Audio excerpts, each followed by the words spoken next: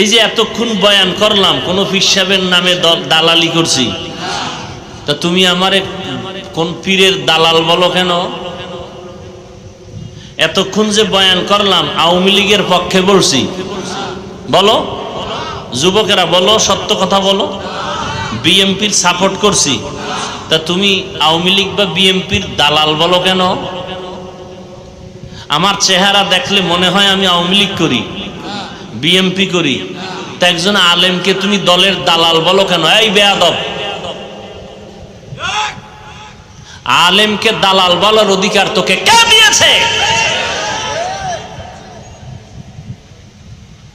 মদখোরের কাছে যাওয়ার পরে যদি আমি মদখোরের সুরাত ধইরা ফেলাই, তো বলতে পারো আমি মদখোরের গোলাম।